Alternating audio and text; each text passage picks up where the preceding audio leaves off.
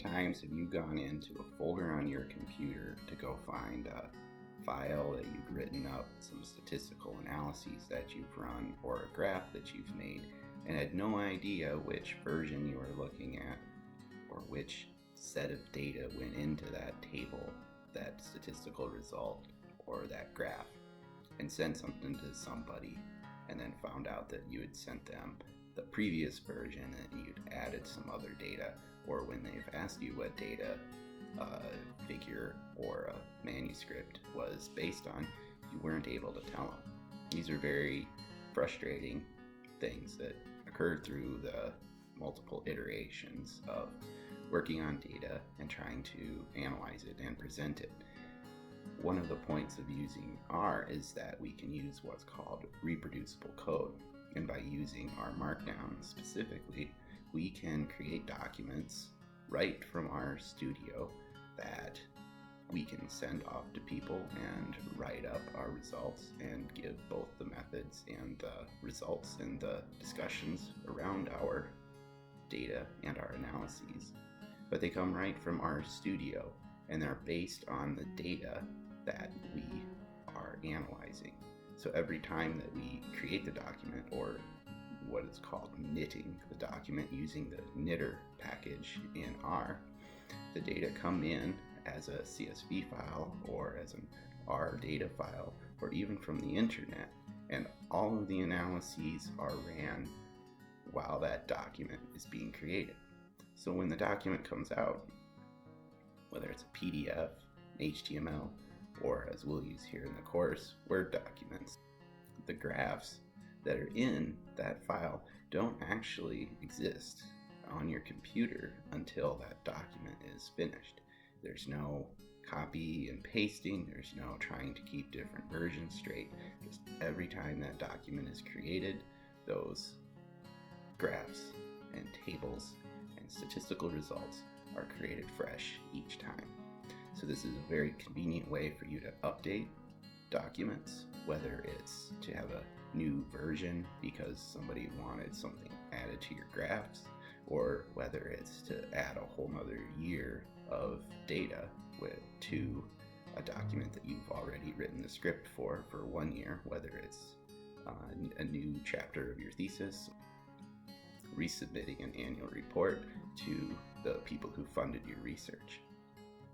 Now there's a lot of functionality with the R Markdown format in R. We can make some very complicated and very fancy PDF documents, but we're going to start very small. We will practice this every week because all of the homework will need to be turned in as Word documents created through R Markdown in our studio. And right here, we're just going to go over the basics of how to initiate an R Markdown file and how to manipulate a few of the commands in what we call the header of the document and the R code chunks. Let's get started with creating a new R Markdown file, which will always have an extension of .rmd. There's 3 easy options available to you in this course. First, we can use the default template that's available in RStudio. To use RStudio's default R Markdown template, simply go up to File, select New File, and then select R Markdown. Here you can enter the title of your document. We'll just put Homework Example, and your author, your name. 3 options for output. Often HTML is selected. We want to use Word. If you were to use a PDF, this will require you to have a LaTeX installation. We will cover that later. Something to note, though, is you have other options than just text documents. We can also create presentations in RStudio. We can create apps, and there are several other templates that one can load. We're not going to get into these right now, but we might later. So we go back to the document and make sure that we've selected Word, and then press OK. All of this text in here is loaded by default with the RStudio R Markdown template. The most important part of any R Markdown file are these top lines. This is called the YAML header, which just stands for yet another markup language. This is just some of the basic text that feeds into the workings behind RStudio that are handled by the knitter package. Tell the knitter programs what the title is, author, the date, and most importantly, the output, what type of document we want to see out. It is very important that every YAML header have these 3 dashes at the top in line 1 and the same 3 dashes at the bottom. They have to be flush to the left margin. You can't have these with spaces. They absolutely need to be against the left margin. Below that is the first code chunk.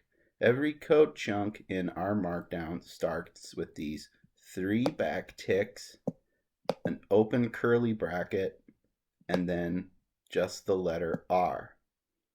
Behind that is a name for the code chunk, and we can see that over here in the outline. In the outline to the right, the code chunk names are in italics. Below that, we see 2 hashtags. These denote a subheading. A single one would be one heading. And we see 2 headings in here, 2 subheadings. We see them in the outline as regular text without the italics. In the code chunks, we put R script. The rest of it is read as Markdown, which is a very basic formatting language. We see here around knit the double asterisk, which just means bold. If we put single asterisks, that will make the text italics. These are just shortcuts for formatting so that you can easily type text around your R code chunks and see output. So this is the material that is always going to open in your first default R Markdown template. It's currently untitled. We need to save that before you can knit.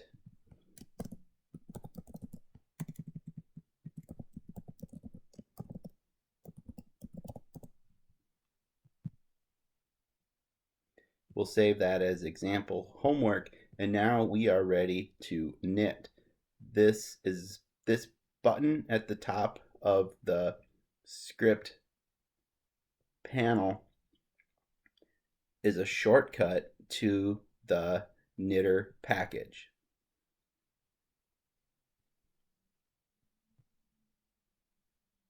Pressing that opens the second tab beside the console for R Markdown.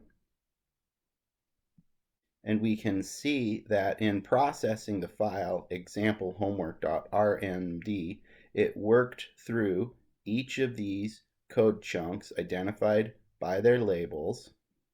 We see the dots going across here showing the progress to where it has gone through 100% of the script to be chugged. We have an output file. RStudio via knitter sends a .md file to a program that lives on the back end of your computer called Pandoc. These are the commands that have been sent to Pandoc, which then returns the Word document, example homework.docx. The Word document output includes the title, which we gave in the YAML header, along with our name as author and the date. We can see the subheadings that we identified with the double hashtags here in blue in the default format of the Word document template. We have the knit here as boldface, which we indicated over here in the RMD file as the double asterisk. We called for the summary on the cars data set in our first R code chunk, and we see that we have both the command that we gave R as well as its output.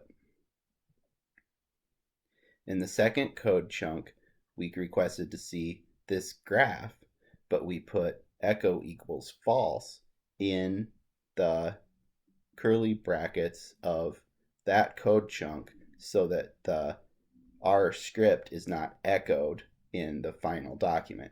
So in other words, it will run the R script but not show it to us in the final document. There'd never be a case when you're going to send a file to a journal or put in your thesis to have the R script there. But in our homework assignments, we want to show the R script that we use to create each plot, especially at the beginning. So until you're told otherwise, always leave the chunk alone. Our second option is to save a blank file in RStudio as a .rmd file, which needs to have a YAML header. To start your own blank file and convert it to R Markdown, go back up to File, select New File, and then select Text File. Here we have another untitled file, completely blank, one line, but we need to ensure that it is saved as and interpreted by RStudio as an R Markdown file. We can do this by going down to this lower right-hand corner where it says text file, clicking on that, and then selecting R Markdown. Notice what happened when we changed that. Not only does it say R Markdown down here, but we got this familiar toolbar up here with the important knit button, and we see that the icon in the corner has changed in this tab to be the same as our .rmd file there. We still need to save the file. We will save as example homework 2. After we've converted it to an R Markdown file, we need to add the YAML header. So we can go and do that simply by copying from another file, and again, always being sure that we have these 3 dashes at the top and the bottom flush against the left side. You can, of course, just type this in if you want. You don't need to copy paste, but this is a good way to make sure that you have the most important information in there and in the right format. From there, we can easily add our own code chunks.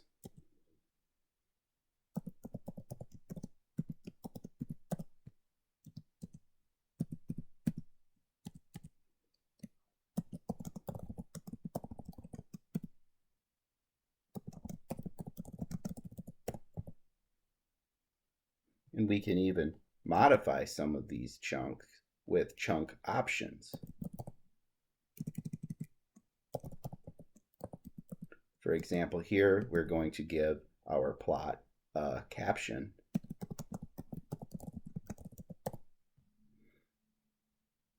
Now we have a much more simple R Markdown file than was generated by the default template, but we've given it some of our own customization.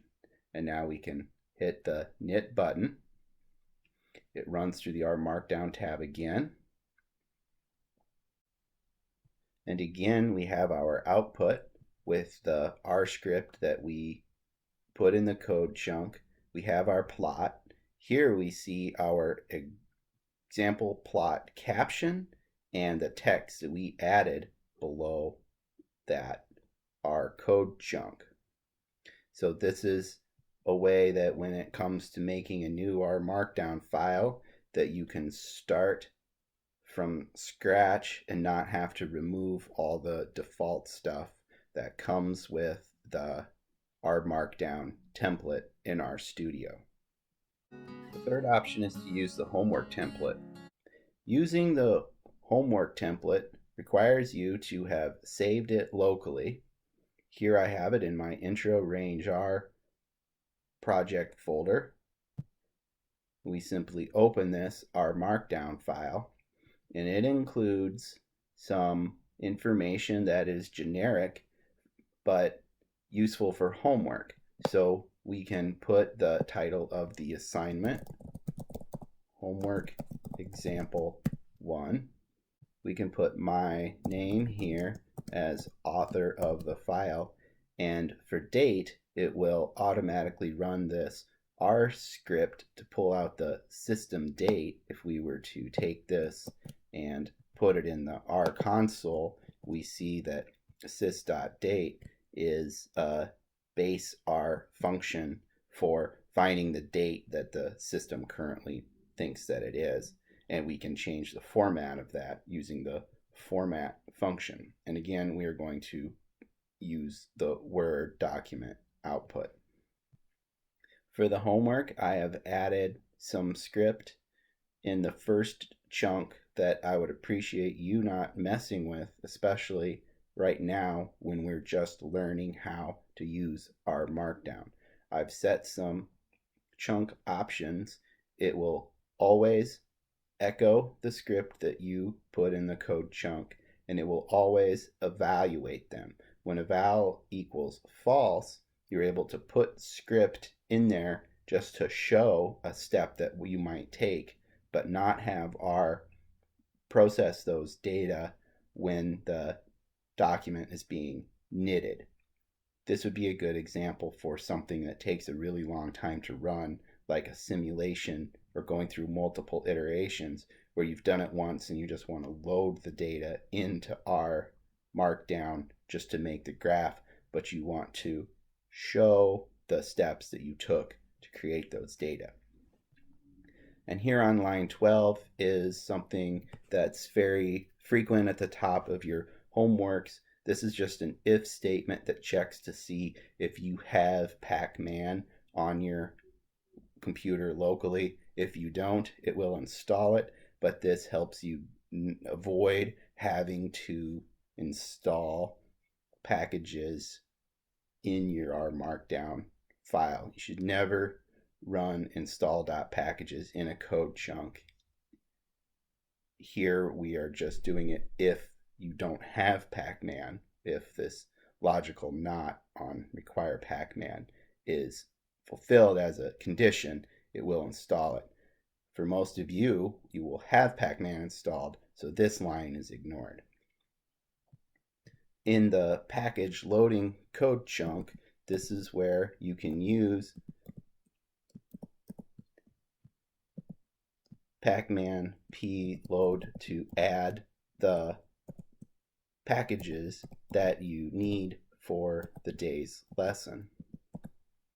I've just added a few example headings and code chunks. You won't necessarily want all of these or need all of these. You'll need more, you'll need different ones, but this is just a minimal template that is easier for you to clean out and repurpose for subsequent homework assignments than using the default template.